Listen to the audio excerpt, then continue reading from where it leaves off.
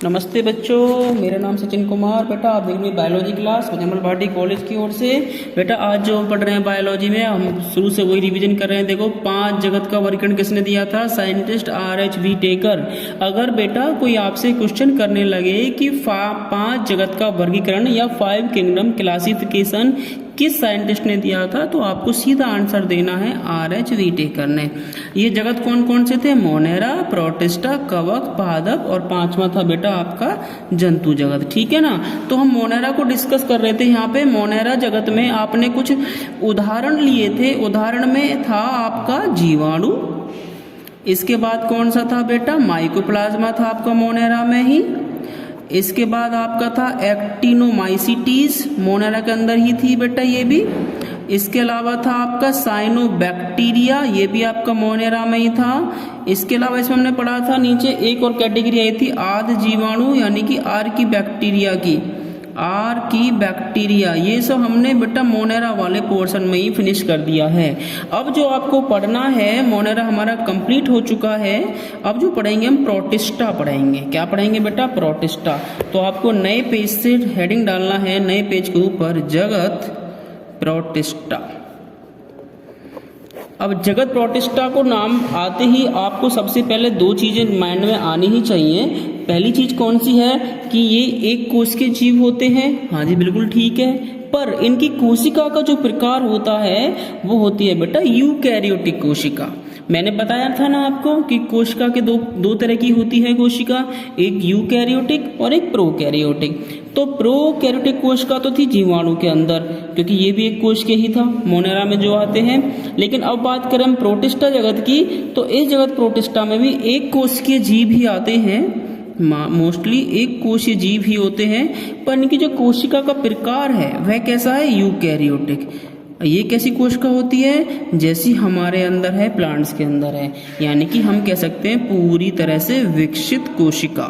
विकसित का मतलब मेरा कहने से क्या हो रहा है यहाँ पे कि इसके अंदर भैया केंद्रक, इसको हिंदी में बोलते हैं ससीम केंद्री। ससीम केंद्री यानी केंद्रक सहित वाली कोशिका।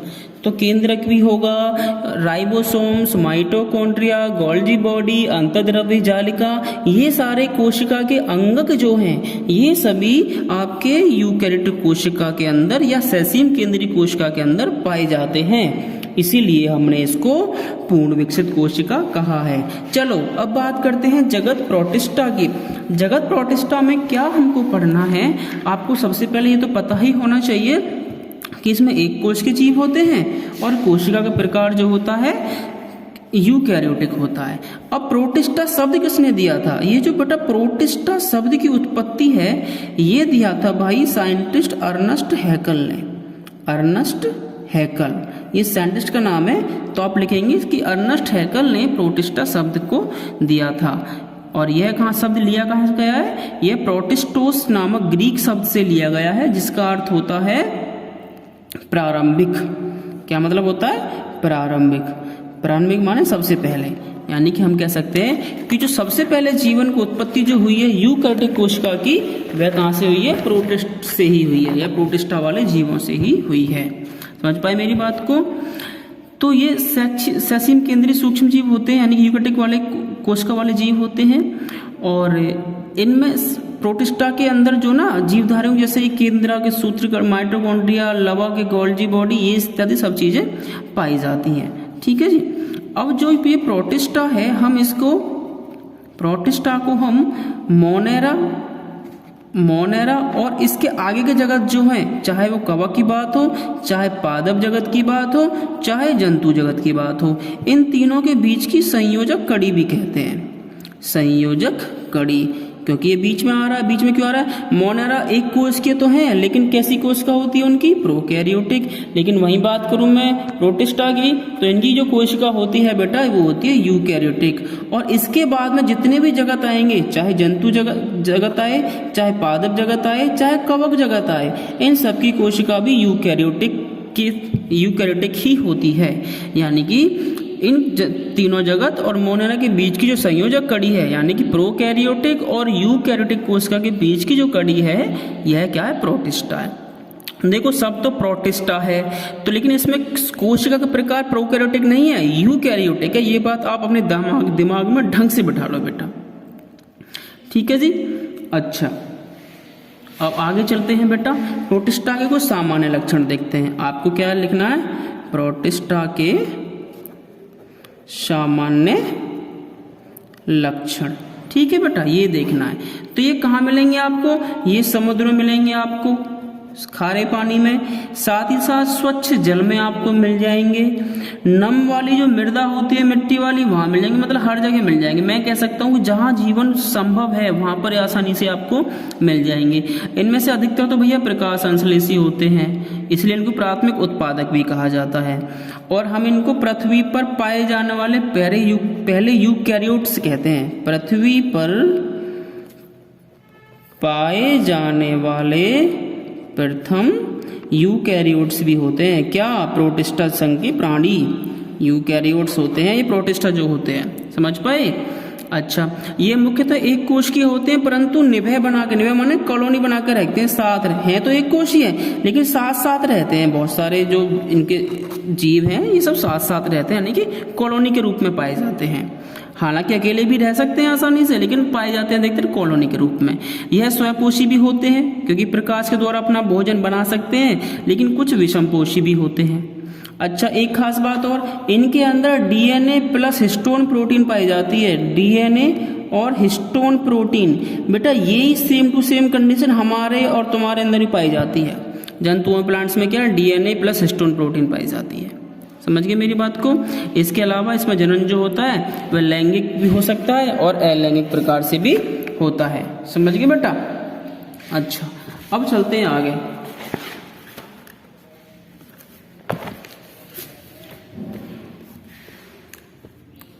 अब ये जो कोशिका होती है प्रोटिस्टा की, यह किससे घिरी होती है? प्लाज्मा लेमा या प्लाज्मा कला से घिरी होती है। ये आप बात ध्यान आगे चलेंगे।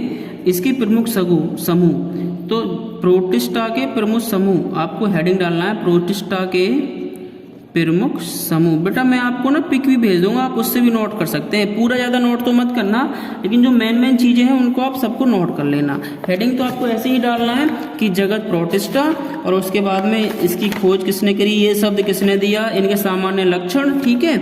और लक्षणों के बाद में क्या लिखना आपको? जगत प्रोटिस्टा के प्रमुख समूह। तो जगत प्रोटिस्टा में को जो 3 प्रमुख समूह में बांटा जा सकता है, 3 प्रमुख समूहों में बांटा जा सकता है। पहला कौन सा भैया? पहला है प्रकाश संश्लेषी प्रोटिस्ट। प्रकाश संश्लेषी प्रोटिस्ट यानी कि ऐसे प्रोटिस्टा जगत के प्राणी जो कि प्रकाश संश्लेषण द्वारा अपना भोजन बनाते हो, यानी कि जो स्वयंपोषी होते हो, ठीक है जी। इसके अंतर्गत क्या आते हैं? मुख्यतः प्रोटिस्टन शैवाल को रखा गया है इसमें। उदाहरण क्या लिखेंगे यहाँ पे? प्रोटिस्टन शैवाल, ठीक है। दूसरा कौन सा समूह है भैया इसमें? पहला तो आपका हो गया, दूसरा कौन सा आपका? अवपंक फफूंद। फफूंद, ए वे पे अंक की मात्रा के कबूतर, अवपंक फफूंद। इसको हम बोलते हैं सिलाइम मोल्ड। आम भाषा में इसको याद रखा जाता है सिलाइम मोल्ड। सिलाइम मोल्ड कह के इसको याद रखते हैं, ठीक है। इसके अलावा तीसरा समूह कौन सा होगा?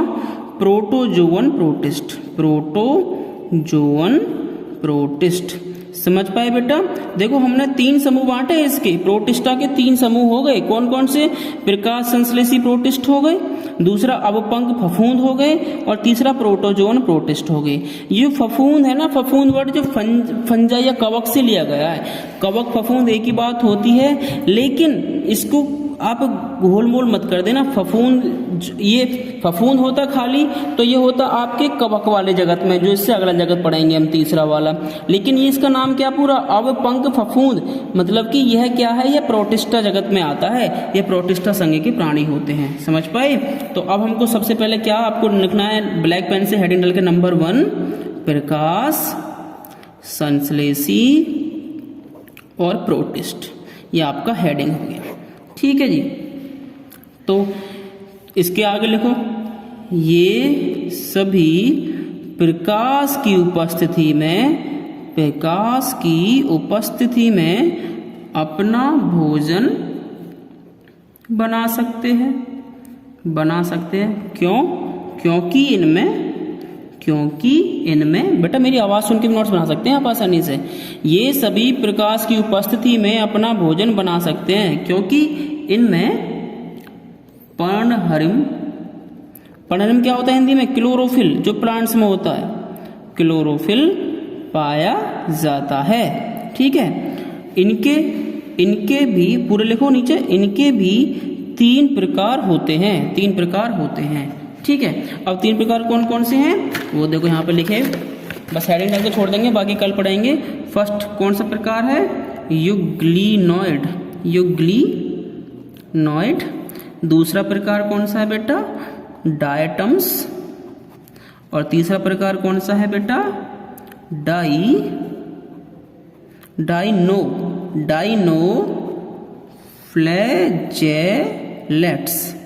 डाइनोफ्लैजेलेट्स। ठीक है, मैं आपको नोट्स भेज दूंगा, आप उससे बना सकते हैं। बाकी बेटा कल पढ़ाएंगे, आप सिंपल आपको स्टार्टिंग करनी है प्रोटिस्टा की। Thank you.